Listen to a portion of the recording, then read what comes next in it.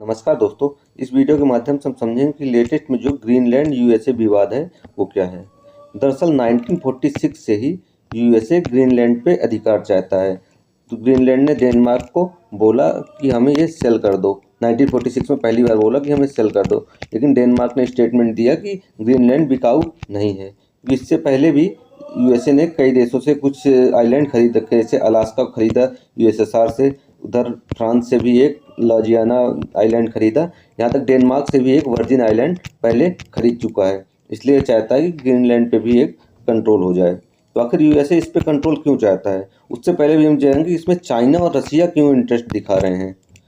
तो इसमें से अगर चाइना का देखें तो सबसे पहले तो ये जो 85% इसमें आइस है, जिसके कारण अभी माइनिंग नहीं हो रही थी, वो ग्लोबल वार्मिंग के कारण पिघल रही है, जिससे यहाँ माइनिंग के चांसेस बन रहे हैं।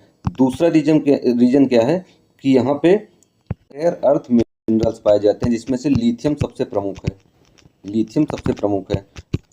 लिथियम का यूज क्या है कि जितने भी इस समय इलेक्ट्रिक व्हीकल हैं, मोबाइल है, फ्रिज है, टीवी है, या कि जितने इलेक्ट्रिक इक्विपमेंट हैं, सब पे लिथियम का प्रयोग किया जाता है।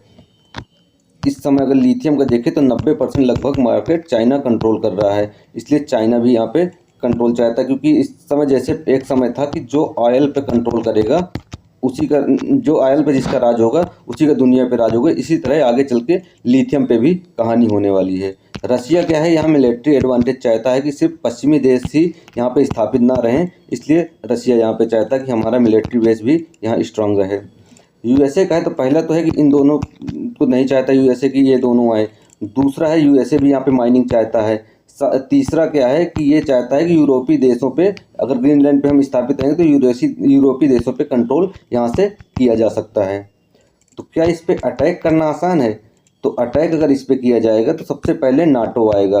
नाटो क्या है, 1949 पे नाटो का यूएसएसआर को कंट्रोल करने के लिए गठन किया गया था। वर्तमान में इसमें 32 देश हैं नाटो में। इनके मध्य ये जो पूरा अलायंस है, इनके मध्य एक ट्रीटी है कि अगर किसी नाटो देश पे कोई अटैक करता है तो ये नाटो पे अटैक माना जाएगा और पूरे नाटो के 32 देश मिलकर के उसको जवाब देंगे। इसका मेंबर यूएसए भी है।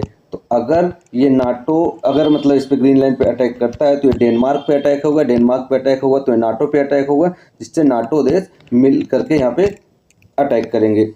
तो इसलिए थोड़ी सी यहाँ मुश्किल हो रहा है। लेकिन यूएसए ने अभी लेटेस्ट में 10% टैरिफ लगाया है उन देशों पे जो इसके ग्रीनलैंड के विवाद पे इसको मतलब परेशान कर रहे हैं, जिसमें से मुख्यतः यूरोपीय देश है, इंग्लैंड, फ्रांस, जर्मनी, इन सब पे इसने 10% टैरिफ लगाया है, जिससे विवाद और बढ़ गया है और यहाँ तक की स्थिति